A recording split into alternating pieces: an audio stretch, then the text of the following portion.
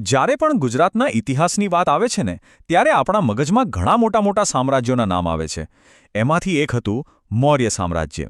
અને ખાસ કરીને સમ્રાટ અશોકના સમયમાં આ સામ્રાજ્ય આપણા પ્રદેશ પર એવી છાપ છોડી છે જે આજે પણ દેખાય છે. આ ખાલી રાજા મહારાજાઓ અને લડાઈઓની કહાણી નથી, પણ એક એવી વિચારધારાની કહાણી છે જેણે આપણી સંસ્કૃતિ, ધર્મ અને સ્થાપત્યને હંમેશ માટે બદલી નાખ્યું. પણ આખી વાર્તાના કેન્દ્રમાં એક જબરદસ્ત વળાંક છે. સમ્રાટ અશોક, જે એક સમયે જીત અને વિજય માટે જ ઓળખાતા હતા, એમણે કલિંગના ભયાનક યુદ્ધ પછી અચાનક જ પોતાનો રસ્તો બદલી નાખ્યો. અને આ કોઈ નાનકડો ફેરફાર નહોતો. આ એક એવો નિર્ણય હતો જેણે આખા સામ્રાજ્યની દિશા જ ફેરવી નાખી. અને આ જ તો આપણો મુખ્ય સવાલ છે, જેનો જવાબ આપણે આ વિશ્લેષણમાં શોધવાના છીએ. કેવી રીતે કોઈ એક વ્યક્તિનો નિર્ણય આખા રાજ્યની નીતિ બની જાય અને એની અસર ગુજરાતની જમીન પર આજે પણ કેવી રીતે જોવા મળે છે? તો ચાલો આ સફર શરૂ કરીએ. આ આખી વાતને બરાબર સમજવા માટે આપણે એને 4 મુખ્ય ભાગમાં વહેંચીને જોઈશું. સૌથી પહેલાં આપણે અશોકના જીવનના એ નિર્ણાયક સમયને સમજીશું. પછી એમની ધમ્મનીતિ શું હતી એ જાણીશું.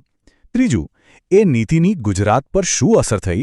અને છેલ્લે એ વારસાને જોઈશું જે આજે પણ આપણી વચ્ચે પથ્થરોમાં જીવંત છે. તો ચાલો શરૂઆત કરીએ એક ઘટનાથી જેણે સમ્રાટ અશોક અને એમના સામ્રાજ્યના ઇતિહાસનો આખો માર્ગ જ બદલી નાખ્યો. કહી શકાય કે આ એમના શાસનનો સૌથી મોટો ટર્નિંગ પોઈન્ટ હતો. જુઓ, આ ઘટનાક્રમ કેટલો રસપ્રદ છે. શરૂઆતમાં અશોક બીજા રાજાઓની જેમ જ મહત્વાકાંક્ષી હતા.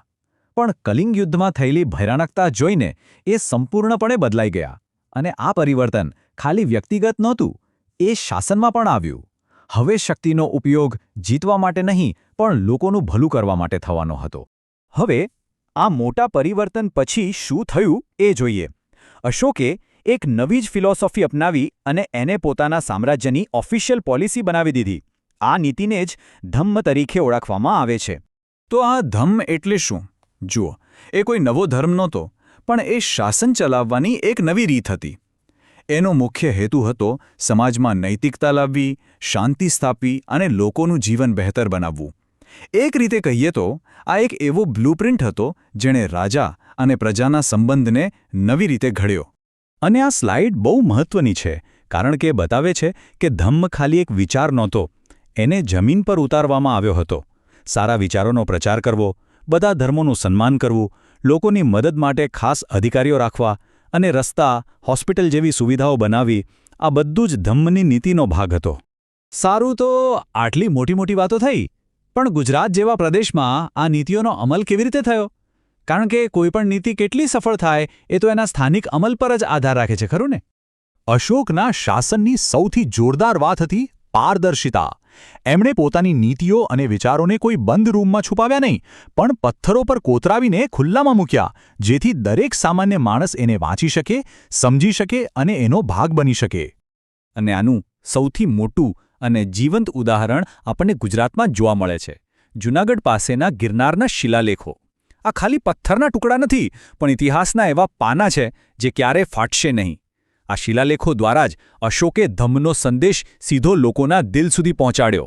તો આ આખી સિસ્ટમ કામ કઈ રીતે કરતી હતી? 2 મુખ્ય રીતે. પહેલું, શિલાલેખો દ્વારા માહિતીનો પ્રસાર. અને બીજું, ધમ્મ મહામાત્ર નામના ખાસ અધિકારીઓ હતા, જેમનું કામ એ જોવાનું હતું કે આ બધી નીતિઓ ગ્રાઉન્ડ લેવલ પર બરાબર લાગુ થાય અને લોકોની સુખાકારી વધે. ચાલો હવે આપણે છેલ્લા અને સૌથી રસપ્રદ ભાગ પર આવીએ. આ ભાગ એ પુરાવાઓ વિશે છે, જે આજે પણ હજારો વર્ષો પછી અશોકના પ્રભાવની સાબિતી આપે છે. આ બહુ જ મહત્વની વાત છે, કેમ કે ઇતિહાસ ખાલી ચોપડીઓમાં નથી હોતો, એ આપણી આસપાસ જીવંત હોય છે. અશોકના સમયના પુરાવા આજે પણ ગુજરાતની ધરતી પર છે, જે આપણને સીધા એ યુગ સાથે જોડે છે.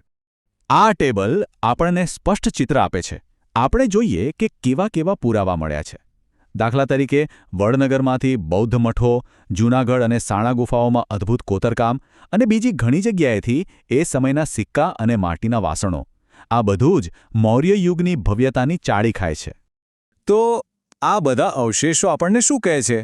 પહેલી વાત તો એ કે એ સમયે ગુજરાતમાં બૌદ્ધ સમુદાય ખૂબ જ વિકસ્યો હતો.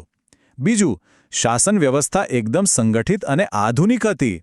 અને ત્રીજું, કળા અને સંસ્કૃતિ પણ ખૂબ જ સમૃદ્ધ હતી. આ પુરાવાઓ આપણને એ સમયના સમાજની એક આખી ઝલક આપે છે. એટલે આખા વિશ્લેષણનો સાર શું છે? એ જ કે અશોકનું જે વ્યક્તિગત પરિવર્તન હતું એ આખા સમાજ માટે એક વારસો બની ગયું. એમની દ્રષ્ટિ એ ધરતી પર એવી રીતે કોતરાઈ ગઈ કે આજે પણ આપણે એને જોઈ શકીએ છીએ. આ વાક્ય આખી વાતને એકદમ બરાબર રીતે સમજાવે છે.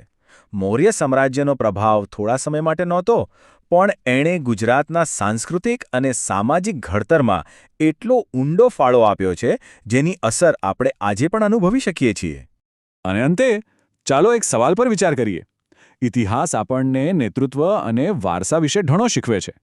અશોકની વાર્તા આપણને વિચારવા પર મજબૂર કરે છે કે સાચો વારસો તલવારની ધારથી નહીં, પણ સારા મૂલ્યો અને લોકોના કલ્યાણથી બને છે. આજના સમયમાં આ વાત કેટલી સાચી લાગે છે, એના પર વિચારવા જેવું છે.